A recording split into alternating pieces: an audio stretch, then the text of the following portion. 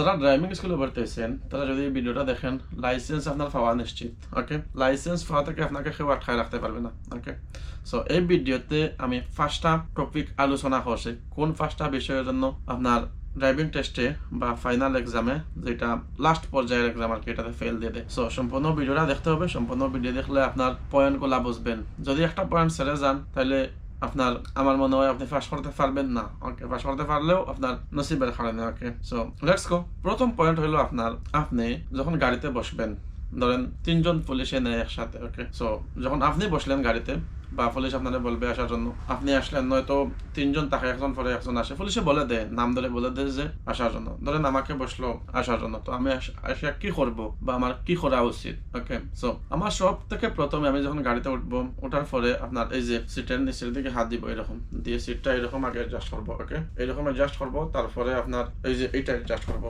এখানে হাত দেবো, হাত দিয়ে এটা অ্যাডজাস্ট করবো। অ্যাডজাস্ট করার পর সিট বেল্ট লাগাইবেন না। ওকে, সিট বেল্ট লাগানোর আগে আপনার দুই পাশের মিরর, ওকে, দুই পাশের মিরর, এখানে বাটন থাকবে, এই যে আপনার দরজার পাশে আর কি বাটন থাকে, বাটনে মিররের সুইচ আছে, মিররগুলো ঠিক করবেন, তারপরে উপরের মিররটা ঠিক করবেন। এখন বলতে পারেন আমি সিট বেল্ট না লাগানোর জন্য কেন বলছি। ওকে, সো দেখেন অনেক সময় হয় কি, উপরের মিররটা বা মানে একটু ইতস্তত বোধ লাগে, সিট বেল্টটা লাগাইবেন একবার লাস্টের দিকে। ওকে, এটা পাইলেন একটা পয়েন্ট।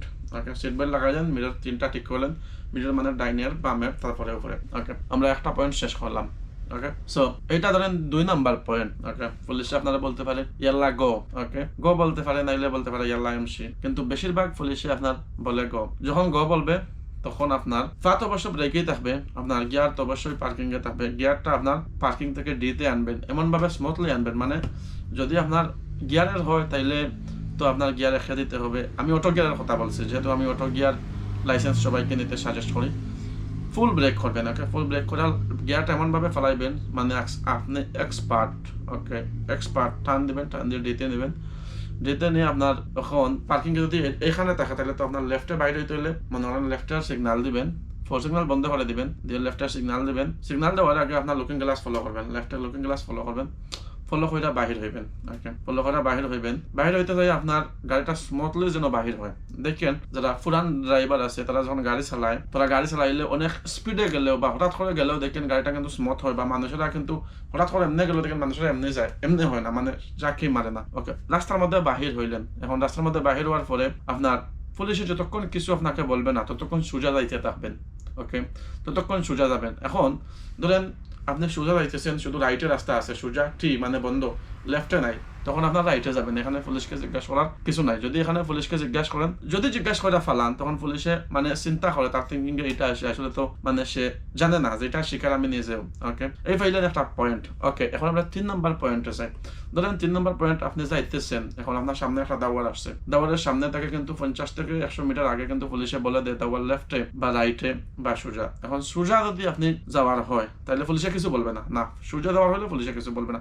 যদি রাইটে যাওয়ার হয় তাহলে পুলিশে বলবে। তো রাইটে যাওয়ার হলে যদি আপনি রাইটের লাইনে থাকেন, 3 লাইনের রোড হোক 2 লাইনের হোক, বেশিরভাগ 2 লাইনের রোডে পুলিশের টেস্ট নেই। ওকে, সো রাইটে যাওয়ার হলে আপনার রাইটে চলে যাবেন, রাইটের লাইনে থাকবেন, রাইটে চলে যাবেন। আর যদি আপনি লেফটের লাইনে থাকেন, তবে গাড়ি দেখে সিগন্যাল দিয়ে লেফটের লাইনে যাবেন। ওকে, মানে রাইটের লাইনে যাইবেন আর কি, রাইটে যাওয়ার জন্য। আর যদি লেফটে বলে দাওয়ার লেফটে, তাহলে লেফটের লাইনে যাইবেন। আবার এখানে দাওয়ারের ভিতরে যখন ঢুকবেন তখন দেখবেন অন্যদিকে গাড়ি ঢুকতেছে কিনা। যদি আপনি দাওয়ারে ঢুকার আগে অন্যদিকে একটা গাড়ি ঢুকতেছে মানে আপনার আগে ঢুকে গেছে, তখন আপনি আর দাওয়ারে ঢুকবেন না। এখানে ব্রেক করে 1-2 সেকেন্ড 3 সেকেন্ড অপেক্ষা করবেন। 1-2 সেকেন্ড 3 সেকেন্ড অপেক্ষা করা মানে এই না যে আর একটা গাড়ি আইসা আবার ঢুকে যাবে, মানে যেটার ভিতরে অলরেডি ঢুকে গেছে এটা বাইর হয়ে যাবে, মানে আপনার ক্ষেত্রে সমস্যা হবে না। বা ধরেন আপনি এই দিকে সোজা ঢুকবেন, এখন একটা এইদিকে বাইর হয়ে যাবে, মানে এটা ক্ষেত্রে জন্য আপনার সমস্যা নেই, আপনার সমস্যা ওই দিক থেকে যেটা আসবে। সো আপনি দুইকার গেলেন। ওকে, দুইকার লেফটে যাওয়ার হলে তো লেফটে অবশ্যই যাইতে পারবেন, না রাইটে যাওয়ার হলে তো এখানে প্রশ্ন আসে না, রাইটে চলে গেল। সো এখন আপনার প্রশ্ন হলো দাওয়ার থেকে বাহির হয়ে যখন হইবেন, ধরেন আপনি লেফটের লাইনে কিন্তু দাওয়ারে ঢুকছেন। ওকে, লেফটের লাইনে ঢুকলে লেফটের লাইনে বাইর হইবেন। ওকে, এটা কিন্তু খুব জরুরি পয়েন্ট।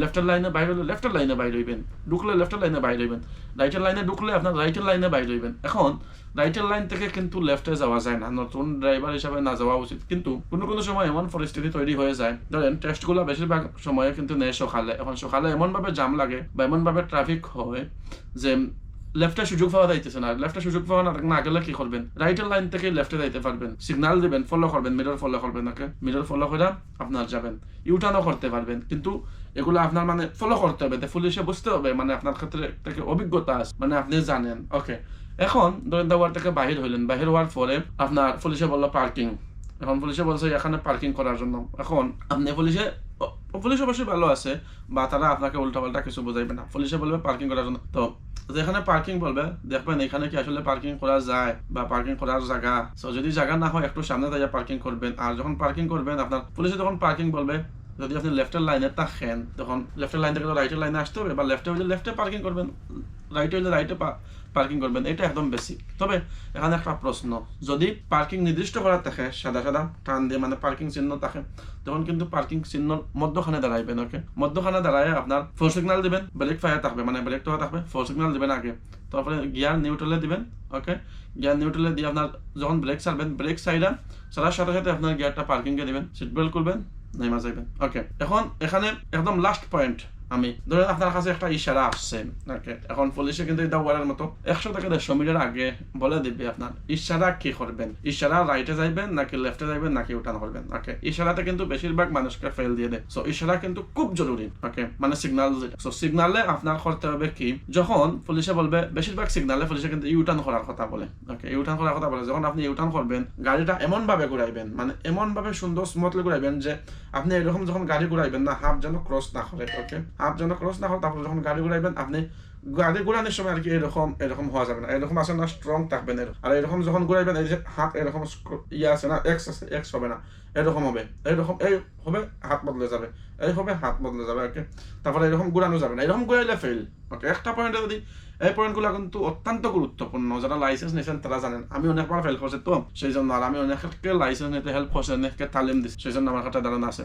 তখন ধরেন আপনাকে বলছে ইউটার্ন করার জন্য, তখন তো আপনি ইউটার্ন করলে তো একদম লেফটের লাইনে মানে একদম ভিতরের লাইন থেকে ইউটার্ন করতে হবে। ইউটার্ন করলেন, ইউটার্ন করার পরে আপনাকে পার্কিং বলতে পারে, বা এখানে আসলে দেখেন ভিডিওটা আমি এখানে শেষ করতেছি, ভিডিও অনেক লম্বা হয়ে যাইতেছে। স্কুলের টেস্টে নিজের থেকে অনেক কিছু করতে হয় পরিবেশ পরিস্থিতি অনুযায়ী। ওকে, আর একটা জিনিস চেষ্টা করবেন সবসময়, যখন ড্রাইভিং টেস্ট দিবেন না, একদম চেষ্টা করবেন একদম মানে লাস্টে, একদম শেষের দিকে বা মধ্য দিকে মাঝখানে মানে 2 নম্বর জন, তিনজন যদি নেই তাহলে 2 নম্বর 3 নম্বর জন হওয়ার চেষ্টা করবেন, হইলে আপনার জন্য সুবিধা কি মানে একটু জাম কম থাকে, আবার মনে করেন ঝামেলা কম থাকে। এটা আমার সাজেশন, আশা করি হয়তো বুঝতে পারছেন।